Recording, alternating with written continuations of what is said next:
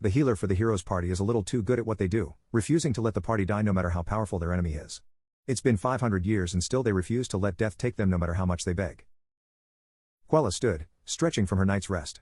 Though she could go without now, it was one indulgence she enjoyed to keep. She would stay awake when times were dire, but in these fleeting moments of peace, the softness of the bed was her addiction.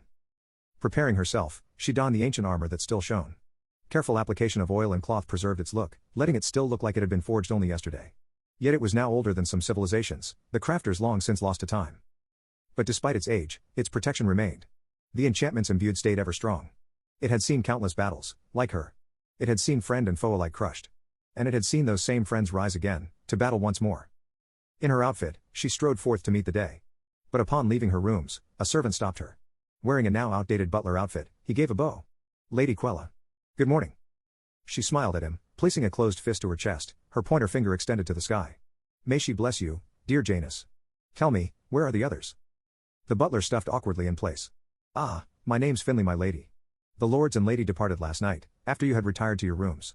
I'm afraid they did not share with me where they were venturing to." She paused, giving a nod. "Of course. Finley. My apologies. They have left, have they?" A smile haunted her lips, as Quella turned to the window. Rain poured down, making leaving uncomfortable. It would make them hard to track, if she had to rely on mundane means.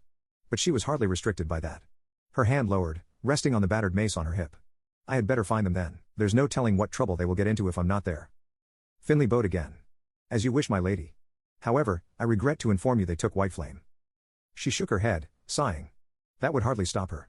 But it was annoying, and a slight bump in the road. "Very well, Janus. Please prepare a pack for me. I shall head out as soon as I can." Out of the corner of her eye, she saw his face crease into a frown. But instead of arguing, Finley merely nodded once. "Very well, my lady. I had one partially prepared ready, so you may leave post-haste." Quella watched him leave, before returning her attention to the view. They could run, but they definitely wouldn't be able to hide from her. The quartet rode hard, leaving the traces of their teleportation behind. Each wore simple traveling clothes, without a single pack between them.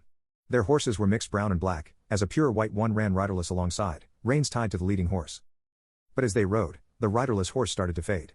One of the travelers swore, calling out, "She knows." His hood fell back, showing a youthful face. It was unmarred by time and battle, clean shaven where not a hair grew in the first place. Slowing down slightly, he looked to the others. "Let's hope we have enough distance. How far to the rift, Strider?" A woman replied, keeping herself shadowed. 2 hours ride yet at this speed. I hope your plan works. I don't want to be back in that castle again." He nodded, speeding up again. "I know. But I doubt even she can bring us back, if our bodies are dissolved in its boiling power." Another laughed, his voice tired beyond reckoning. "If anyone can, it's her. So let's pray to someone other than her goddess that it works, and we finally get to die."